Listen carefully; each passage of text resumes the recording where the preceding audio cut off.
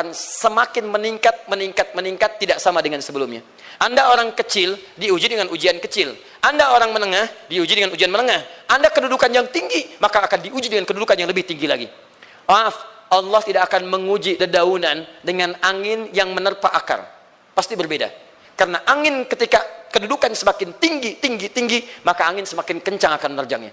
Yuk kita turunkan. Jenis ujiannya bisa 3. Bismillah. Tenang aja mas, ya. Antum lihat aja, tulis ya. Biar saya hapus, insyaallah. Perhatikan baik-baik. Sini. Kedudukan bersanding dengan ujian. Kalau rumus fisikanya, F berbanding lurus dengan P. Gaya berbanding lurus dengan tekanan. Jadi kalau antum misalnya, rumus asalnya F1 sama dengan F2. Gaya gerak sama dengan gaya dorong. Kalau dikembangkan ke sini, tenaga kecil begini, maka yang bunyi kecil. Kalau besar, semakin besar lagi. Nah, memahami rumus ini, F sama dengan P. F berbanding lurus dengan tekanan. Ada gaya tekanan juga yang cukup kuat. Ketika antum pukul kencang, suara kencang. Tapi ini lebih sakit kan? Tekanannya lebih kuat. Itu agak berbeda. Itu dalam persepsi positif. Dalam persepsi negatif juga bisa. Gaya berbanding lurus dengan tekanan. Semakin orang banyak gaya, semakin tertekan hidupnya. Ya? Tanya. Sekarang lihat sini. Rumus ini kalau kita turunkan lewat ayat, am hasibtum an tadkhulul jannata. Apakah anda akan duga begitu mudah masuk surga? Walamma yatikum matalul ladzina khalau min qablikum. Sementara Allah belum menguji anda seperti orang dulu yang dijamin surga mendapati ujian. Apa jenis ujiannya? Ini manhaj hidup kita dan kita berhenti di sini. Maaf, saya mungkin hanya 5 ayat dulu untuk hari ini ya. Massathumul ba'sa. Ujian pertama disebut dengan ba'sun. Jamaknya ba'sa. Ba'sa. Ini masih ringan. Misal, jarang ke masjid, sekarang mulai ke masjid. Begitu antum ke masjid, Allah kasih ujian. Sesuai dengan kadar niat antum. Kasih ujian gerimis. Ke masjid gak? Itu ba'san. Begitu antum ke masjid, orang Arab katakan, nazil matar. Turun hujan. La ba's, la ba'sa, la ba'sa. Gak ada masalah. La ba'sa. Tidak ada masalah. Serap ke dalam bahasa Indonesia, lewat. Labas. Labas, lewat. Ringan. Berarti, kalau antum diuji dengan yang ringan, maka antum kadarnya masih ringan, akan dinaikkan kepada yang menengah. Akan yang menengah. Hati-hati betul. Kalau antum belum lulus yang di sini, maka antum akan terus sampai di sini, sampai lulus di sini. Sampai lulus. Antum mau berangkat ke masjid, gerimis bisa. Tiba-tiba nggak jadi di rumah. Istri antum mengatakan, Pak kok nggak ke masjid? Hujan mah, kan cuman gerimis. Takut teriak, Masya Allah. Padahal antum misalnya belum kuat untuk berangkat. Maka antum akan terus diuji di sini. Lihat rumusnya, Quran surah kedua ayat 286. La yukallifullahu nafsan illa. Allah tidak akan pernah menguji seorang hamba di luar kadar kemampuannya. Jadi kalau antum masih ujian yang ringan, antum diberikan yang ringan. Antum naik menengah, diberikan yang menengah. Antum naik lagi level tinggi, diberikan ujian yang berat. Menengahnya disebut dengan darrun. Wad-darra. Dari ba'sun jadi darrun. Jamaknya darra. Sudah menyakiti fisik. Kena fisik. Sudah melukai. Hujannya makin deras. Ya. Kalau dalam kehidupan, yang ini mungkin celaan biasa. Duh, sudah berubah ya. Masya Allah. Sekarang jilbabnya sudah panjang. Masya Allah. Duh, semakin panjang ya. Yang ingin Batman ya. Masya Allah. Udah banyak. Begitu sudah mulai pakai cadar, ninja. Oh, Masya Allah. Darra. Sudah nggak enak ke fisik. Darrun. Darrun. Lihat rumusnya ya. Lihat rumusnya baik-baik. Ini lebih menenangkan pada jiwa. Ketika anda dalam level-level seperti ini artinya Allah sedang menaikkan iman anda dalam level yang lebih tinggi lagi. Jadi ketika ada celaan menghunjam dalam lisan seseorang, sudah mulai menyakiti, itu sebetulnya pengakuan dari Allah lewat lisan orang itu, bahwa anda sedang diangkat keimanan pada tingkat yang lebih tinggi. Ada yang mengatakan, kamu kenapa sih pakai jilbab begitu? Yang biasa aja kali. Mah, yang iman biasa sudah banyak. Saya ingin menampilkan keimanan yang luar biasa. Supaya dengan iman itu saya lebih mendoakan mama. Saya menampakkan amalan-amalan. Mudah-mudahan pahalanya bisa buat mama. Masuk dengan bahasa yang baik. Masya Allah. Jadi kalau antum bisa melawan hal-hal demikian dengan bahasa yang indah, itu nyaman kepada jiwa. Kadang-kadang ada kalimat-kalimat yang tidak perlu pakai dalil, teman-teman sekalian. Kembalikan ke sini. Terakhir, wazulzilu zilzal. Zulzilu. Zilzal. Gempa. Goyang. Dia ada ujian yang bisa menggoyangkan diri kita. Membuat gempa hati kita. Antum sudah nggak kuat, kadang-kadang jalan sempoyongan, padahal nggak ada gempa di luar. Cuman hati kita kayak kena goncangan.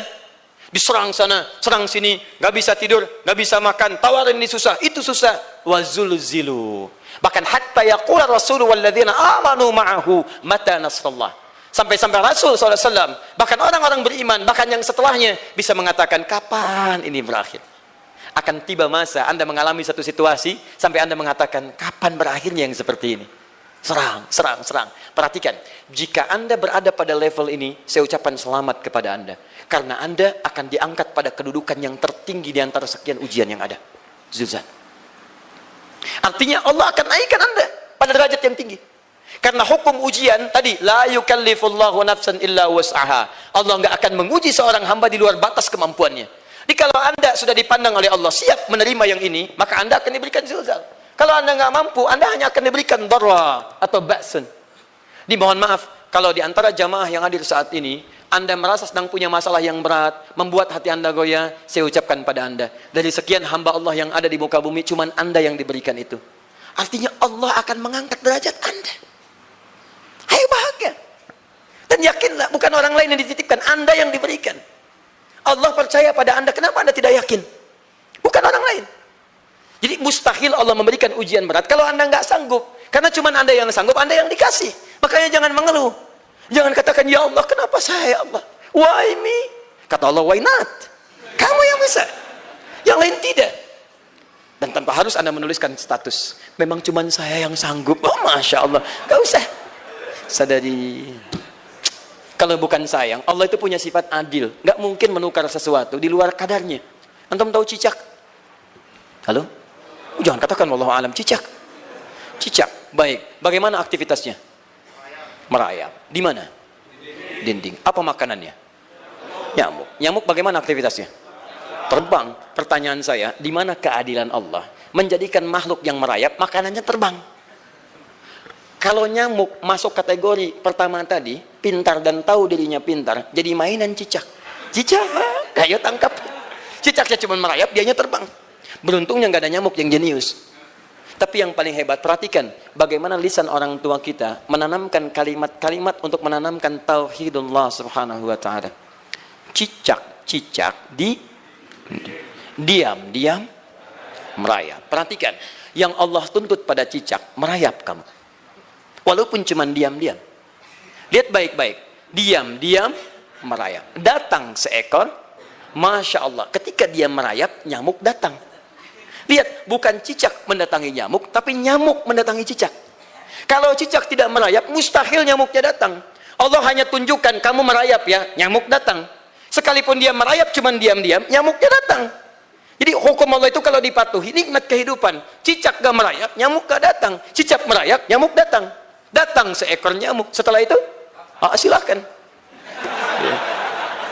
Jadi kalau kita teman-teman ikuti hukum Allah, mau berat, alhamdulillah. Mau ringan, alhamdulillah. Ya mau sedang, alhamdulillah. Begitu diangkat, artinya ada pengakuan dari Allah, iman kita akan diangkat. Cuman, bahasa Nabi Ya'qub alaihissalam kepada Yusuf alaihissalam, mesti ada persiapan dalam mengatasi itu semua. Tidak cukup hanya mendiamkan saja. Maka kata Nabi Ya'qub, jangan kisahkan dulu. Bikin dulu pemetaan-pemetaan untuk mudah mengatasi itu semua. Ini poinnya. Anda harus punya rencana. Maka Nabi Ya'qub menyiapkan, bekali dulu ini, siapkan itu. Kalau ambil ke aspek teori untuk kita sekarang, tafsir dari ini untuk menyelesaikan solusi di Quran surah kedua ayat 214 tadi, maka jawabannya ada di Quran surah ketiga ayat 142, paling kiri sebelah atas. Ini kanan sebelah bawah, ini kiri sebelah atas. Dan awal ayatnya dibuka dengan kalimat yang sama. Perhatikan, Al-Baqarah ayat 214 kalimatnya menggunakan am hasibtum an tadkhulul jannah. Ali Imran 142 am hasibtum an tadkhulul jannah. Yang Al-Baqarah itu ujiannya, walamma ya'tikum mathalul ladzina khalau min qablikum masathumul ba'sa wad-dharra waz-zulzilu. Yang Ali Imran itu solusinya. Am hasibtum an tadkhulul jannata walamma ya'lamillahu alladzina jahadu minkum wa ya'lamas sabirin. Saya tutup sampai sini dulu. Teman-teman perhatikan, walamma, sedangkan Allah ya'lamillahu alladzina jahadu minkum, belum melihat kesungguhan Anda untuk mengatasi berbagai persoalan kehidupan itu. Kalimat jahadu akar katanya dari kata al-juhdu. Serius. Sungguh-sungguh. Jadi kalau persoalan Anda ingin segera selesai, Anda mesti serius. Hei yang sedang kuliah, kalau mau cepat selesai kuliahnya, serius belajarnya. Pahami dengan baik. Kalau Anda nggak pernah serius, bagaimana bisa menyelesaikan pelajaran dengan baik? Hei yang sedang berumah tangga, kalau ingin baik rumah tangganya, serius dalam berumah tangga.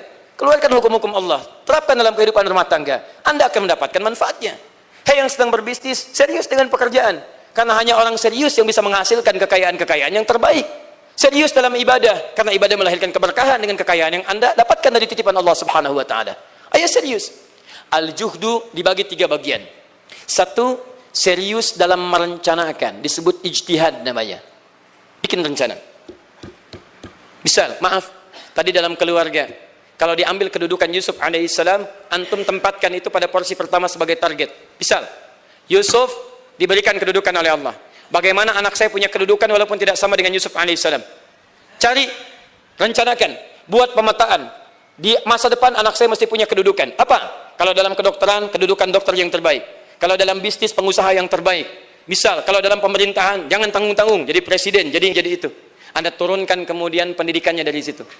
Ijtihad direncanakan. Masuknya lewat sini, lewat sini, lewat sini, lewat sini. Seperti kemudian, maaf, Hannah dengan Imran rahimahumullah merencanakan hasil yang terbaik untuk Maryam, bahkan sejak dalam kandungan. Quran surah ketiga Ali Imran dari ayat 35 sampai 37, paling kiri pertengahan sampai bawah. Idz qalat imra'atu Imran rabbi inni nazartu, bahkan nazartu ma fi batni muharrara, saya bernazar anak saya yang lahir ini akan punya kedudukan dekat dengan Allah Subhanahu wa taala. Di sejak bayi direncanakan mau jadi apa. Setelah itu apa? Jihad itu kesungguhan dalam mempraktekkan, mengaktualisasikan konsep yang sudah dibuat. Jangan sampai cuma berdoa, tapi doanya tidak disandingkan dengan ikhtiar, nggak nyambung. Makanya ketika lahir ada jihad dengan doa.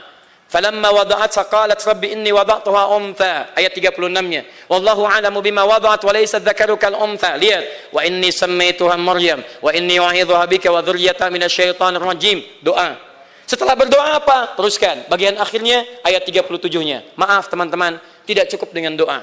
Karena Maryam masih dekat dengan Allah, punya kedudukan, dia mesti dirawat oleh orang yang paling saleh. Cari Nabi Zakaria, orang saleh. Mesti merawat. Tempatnya masih netral dari keburukan, bikin mihrab. Jadi tempat dibuatkan, orang soleh merawat, doa dipanjatkan, doa berbanding lurus dengan ikhtiar. Apa yang terjadi? Ayat 37-nya. Fataqabbalaha rabbuha biqabulin hasanin wa ambataha nabatan hasana. Maka Allah Subhanahu wa taala menerima usaha orang tua ini. Doanya diterima, ikhtiarnya diterima. Jadi kalau antum mengambil ayat tadi, diterapkan dalam kehidupan, rencanakan teman-teman sekalian. Anak mau sekolah di mana? Mau jadi apa? Turunkan ke bawahnya. Oh, dia mau jadi dokter yang hafal Quran, turunkan. Pendidikannya di sini sampai paling kecilnya.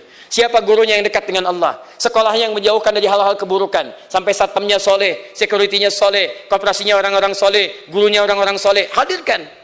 Kalau ikhtiarnya sudah nyambung dengan doa, maka fataqabbalallah. Taqabbalaha rabbuha. Diterima Maryam, antum diterima. Di kadang-kadang yang nggak nyambung nih begini, doanya nggak nyambung dengan ikhtiar, itu masalahnya. Ya Allah mohon ya Rabb, jadikan anak saya rajin sholat, hafal Al-Quran, tapi ditempatkan di sekolah yang tidak pernah mengajarkan sholat, nggak nyambung. Ditempatkan di tempat yang tidak pernah mengajarkan Quran, tidak nyambung. Nggak ada kesamaan di situ. Maka Nabi Ya'qub alaihissalam memberikan gambaran kepada anaknya, nak, kamu akan punya kedudukan begini, hati-hati, setiap ada kedudukan akan ada rintangan, kamu harus punya rencana untuk merencanakan solusi-solusi terbaik untuk itu. Kemudian yang terakhir, ini yang paling hebat, mujahadah, perjuangan melawan emosi. Karena tidak sedikit tantangan itu, maaf, yang berat itu bukan menghadapi fisiknya, tapi menghadapi diri kita sendiri. Mau ke masjid, malas, itu yang susah dihadapi dibandingkan dengan hujan. Hujan ada payung, malas mau pakai apa? Maaf, menurun, semangat turun, malas datang, kecewa datang, pesimis datang, lawan, namanya mujahadah. Gabungkan ketiganya, isi dengan sabar. Wa ya'lamas sabirin. Manhaj itulah yang diberikan kepada Yusuf, sehingga Yusuf nanti mengalami tahapan-tahapan kehidupan sampai dengan beliau mencapai puncak tertinggi, disebut kemudian menjadi Al-Aziz, dan disitulah kemudian terbukti mimpinya setelah 40 tahun atau 80 tahun disebutkan dalam satu riwayat, maka terbuktilah mimpi ini punya kedudukan, bapak ibunya beserta saudara-saudaranya sujud di hadapan Yusuf alaihissalam. Teman-teman, ini baru 5% dari pengajaran yang ada di surah Yusuf. Masih banyak hal yang lainnya. Bagaimana ketika mohon maaf bertemu dengan saudaranya. Saya kasih bocoran sedikit.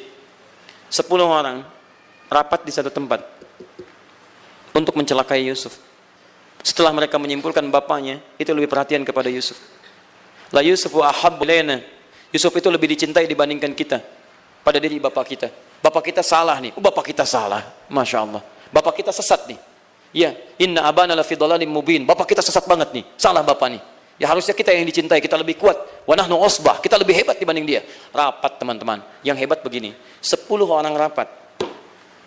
Diajukan usulan untuk membunuh Yusuf. Saya mau tanya pada antum, kalau 10 orang rapat, 9 mengusulkan A, 1 mengusulkan B. Kira-kira yang diterima secara quorum 9 atau 1? 9. Ini bisa tertukar. Tertukar. Pembunuhan diusulkan, 9 orang condong. 1 orang mengusulkan, la taqtulu Yusuf, jangan bunuh Yusuf. Alqihi fi ghayabatil jubbi, yaltaqithu ba'du sayyarah. Cukup lemparkan dia ke tempat gelap. Kemudian di tempat itu akan lewat para kafilah, dia diambil dan menjauh dari kita. Yang penting kan Yusufnya nggak ada, supaya dosa kita nggak berat-berat amat.